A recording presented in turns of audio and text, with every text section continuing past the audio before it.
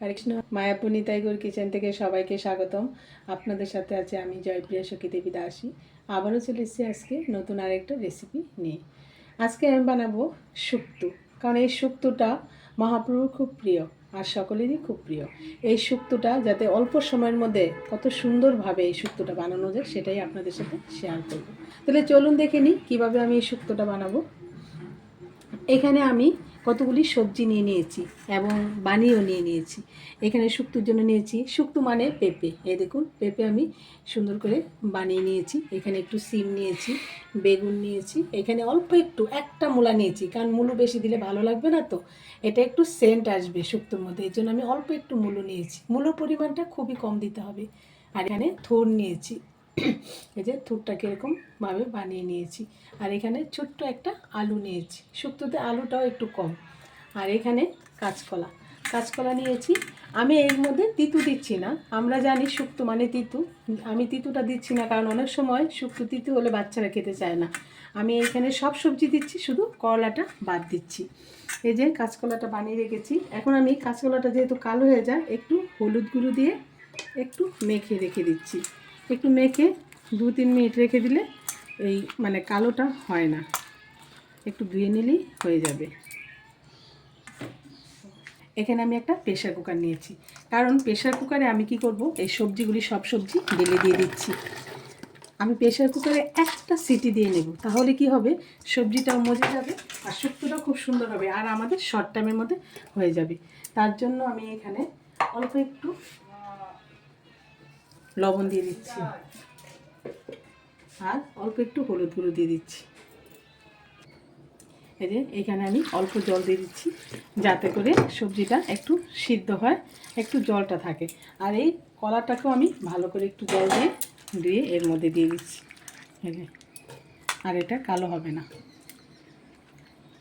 এখন আমি সিটিটা এটা গ্যাসের মানে প্রেশার কুকারের ঢাকনাটা লাগিয়ে দেব, লাগিয়ে জাস্ট একটা সিটি দেবো, বেশি না।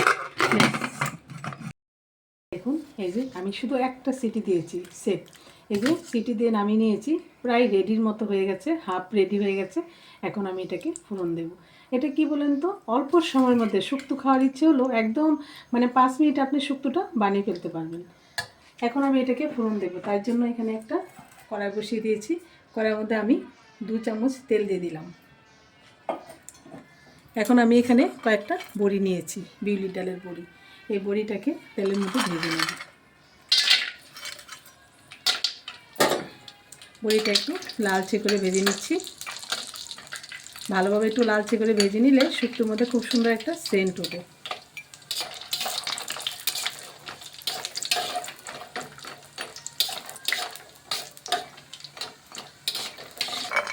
এই যে বড়িগুলি ভাজা হয়ে গেল, নামিয়ে দিলাম। এখন আমি ফোড়নের জন্য এখানে দুটো তেজপাতা নিয়েছি, দুটো তেজপাতা দিয়ে দিলাম। আর এখানে প্রথমে আমি একটু মৌরি দিচ্ছি, একটু মৌরি, সামান্য একটু মৌরি ফোড়ন দিলাম। মৌরিটা ভাজা হতে হতে এখানে সর্ষে, মেথি আর একটু রাঁধুনি, অল্প পরিমাণে একটু রাঁধুনি দিয়ে দিলাম। রাঁধুনিটা শুক্তোর মধ্যে খুব সুন্দর একটা সেন্ট আসে। এই দেখুন মশলাগুলি দেওয়া হয়ে গেছে। এখন আমি এখানে যে সবজিটা সিদ্ধ করে নিয়েছিলাম শুক্তো, সবজিটা দিয়ে দিচ্ছি।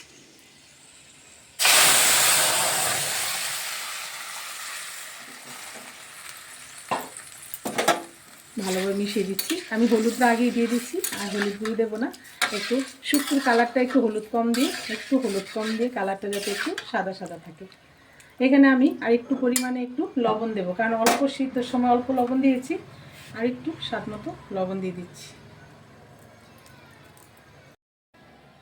আমি এখানে বড়িটাও দিয়ে দিচ্ছি, কারণ সবজিটা যেহেতু সিদ্ধ হয়ে গেছে, বড়িটা একটু সিদ্ধ হবে, এর জন্য এখনই বড়িটা দিয়ে দিলাম।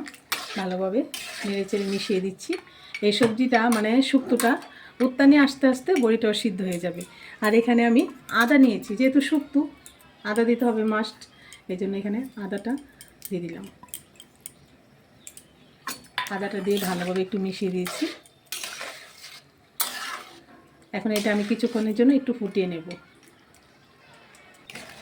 এই যে দেখুন আস্তে আস্তে ফুটছে এটা, কারণ সবজিটা তো সিদ্ধই আছে, এই যে শুক্তোটা আমরা এই যে শুক্তো সবজি আলাদা আলাদা ভেজে ভেজে করি, তাতে অনেকটা পরিমাণ তেলও লাগে। শুক্তো কিন্তু আসলে অল্প তেলে রান্না করতে হয়। এইভাবে রান্না করলে তেলটাও কম লাগবে, আর এটা বয়েল সবজি হিসাবে ব্যবহার করা যায়। যারা নাকি অনেকে রিচ খায় না, তারা এরকম বয়েল অল্প তেলে আর একটু সিদ্ধ করে নিলে তেলটাও কম লাগে। এখন আমি এখানে স্বাদ মতো চিনি দিয়ে দিচ্ছি। স্বাদ মতো চিনি দিয়ে দিলাম। চিনিটা দিয়ে ভালোভাবে মিশিয়ে নিলাম। আর এখানে আমি নিয়েছি অল্প অল্প 1 চামচের মতো দুধ নিয়েছি, বড় চামচের 1 চামচ দুধ নিয়েছি। দুধটা দিয়ে দিলাম, ভালোভাবে দুধ দিয়ে মিশিয়ে নিচ্ছি। এই যে এখন হলো শুক্তোর কালার এসছে, দেখুন এরকম সাদা সাদা। এখন আরও কিছুক্ষণ আমি ফুটিয়ে নিচ্ছি।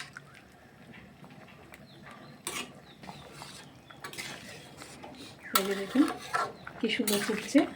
এটা আরেকটু ফুটলেই হয়ে যাবে, একদম মানে অল্প সময়ের শুক্তো যাকে বলে। হঠাৎ করে আপনার শুক্তো মানে কেউ আসলো শুক্তো বানাতে হবে, তখন এইভাবে এই প্রসেসে যদি আপনি করেন একদম 5 মিনিটে শুক্তো হয়ে যাবে। আর না তবে কিন্তু শুক্তো রান্না করতে অনেক ঝামেলা, অনেক সময় লাগে। এখন আমি এখানে নিয়েছি একটু চাল গুঁড়ো, গুলে নিয়েছি একদম পাতলা করে, এই সামান্য একটু এই চালের গুঁড়োটা দিয়ে দিচ্ছি। এই চালের গুঁড়োটা দিলে কি হয়, শুক্তোটা যে একটা সুন্দর মানে একটু একটু ঘন ঘন ভাব হয়, আর এটা টেস্টও বাড়ায় এই চালের গুঁড়োটা দেওয়াতে। আপনাদের কাছে যদি চালের গুঁড়ো না থাকে, একটু আটা বা একটু ময়দাগুলোও দিতে পারেন। এটা আমি আরেক ভিডিওতেও বলেছিলাম যে চালের গুঁড়োর পরিবর্তে একটু আটা ময়দা দেওয়া যায়। এই যে ভালোভাবে ফুটিয়ে নিচ্ছি। শুক্তোটা প্রায় হয়ে গেছে, আর 2-1 মিনিট ফুটলেই হয়ে যাবে। বড়িও সিদ্ধ হয়ে গেছে, আর এই গরমে থাকলে বড়িগুলিও সিদ্ধ হয়ে যাবে। এই দেখুন একদম রেডি হয়ে গেল। এখন আমি নামানোর আগে এক চিটা, যেহেতু ভগবানের ভোগের রান্না, একটু ঘি আমি ব্যবহার করলাম। আপনারা চাইলে এটা দিতে পারেন, নাও দিতে পারেন। এই যে একটুখানি, এটাতে কী হবে, সুন্দর একটা সেন্ট আসবে আর শুক্তোটা পরিপূর্ণ হবে। এই যে রেডি হয়ে গেল শুক্তো। এখন এটা আমি নামিয়ে দিচ্ছি।